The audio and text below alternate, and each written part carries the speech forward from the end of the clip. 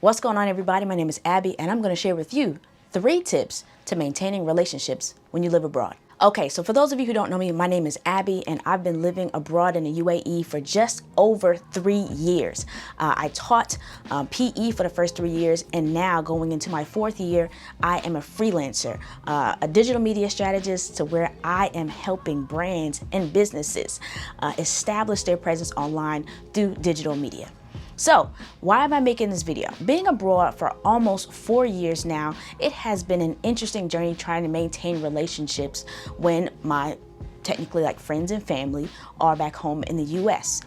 It's been a challenge, but it's been a challenge worth keeping, or worth pursuing, should I say. What are some of the main things that are different? Well, the distance is different. The fact that I cannot hop into the car and just drive to go see a friend, or hop on a 2-hour flight when I used to live in Maryland and go down to Georgia.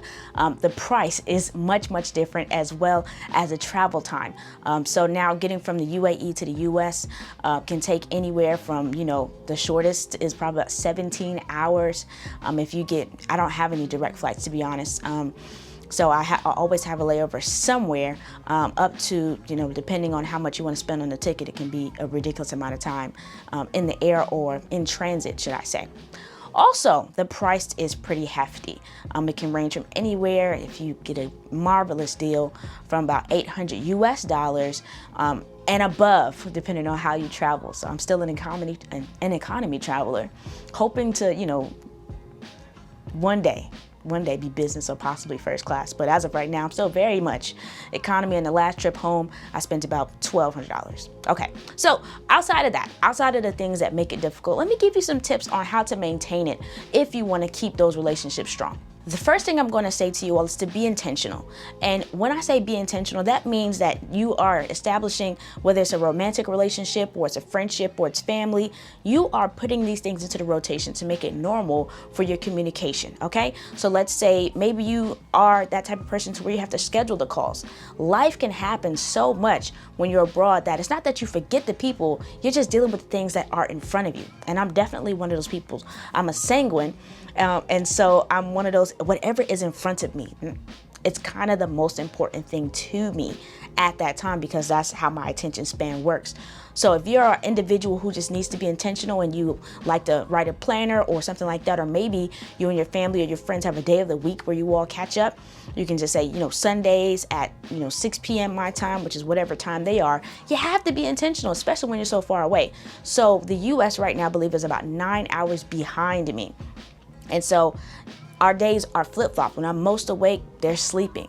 When they're most awake, I'm sleeping. So we have to catch each other on the borders. Maybe it's early morning my time, late at night their time, or early morning their time, late at night my time. But we have to be intentional, scheduling those phone calls and texts, and maybe a Zoom call every now and then. You can even go old school and mail a letter. It's going to cost depending on where you live, but it's something that's nice, something that may be unexpected and cute and things like that, depending on the type of relationship that you can do to maintain your relationships with your family, friends, or your boo, depending on where you are. The second thing is to be supportive. As I was mentioning earlier, I'm one of those people who just pay attention to what's in front of me at that particular time. So when I mean be supportive, I have to make sure that I'm also being understanding. Maybe the person that I'm trying to reach, or that I want to speak to at that particular time, has something else that is more important, to say the least, that they need to handle. And I need to be understanding of that, giving them their time to reach back out to me. One thing I've noticed, especially in this new day and age, with dealing with COVID and everything like that, is everybody is handling and receiving life differently. So we might not be the center of everybody's universe. So you need to give them some grace, a grace period, okay? Give them some time to handle whatever they got going on. And if you need to follow up with a message, just be supportive. Be supportive and understanding, knowing that you might not get that person to call or answer you back on that first ring. Give them some time, all right? Give them some time and some space, and follow back up with them, so you never know what's happening. Another great way to maintain relationships when you are abroad is to share old memories as well as creating new ones. Okay, and how do you do that? Maybe you're having a call and you're reminiscing, or you're sending some old pictures to bring back some good memories from some old times and things of that nature. I mean, there's always social media. You can share a funny meme or video that you've run across, and you can give each other challenges. Maybe you are doing a cooking challenge, or maybe you are sharing one of your favorite songs. There's always different ways to create new positive memories with your loved ones.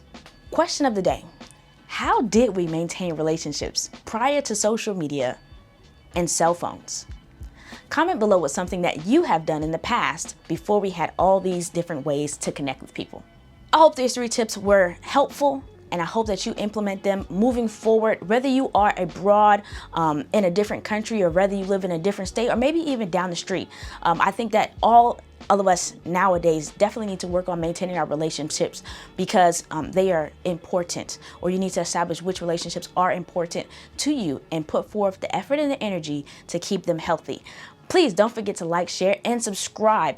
And also, you can follow me on IG, Abby Teaching Afar. I'll be sharing more information about my life abroad and just some of the different things that I want to focus on moving forward. Take care. God bless.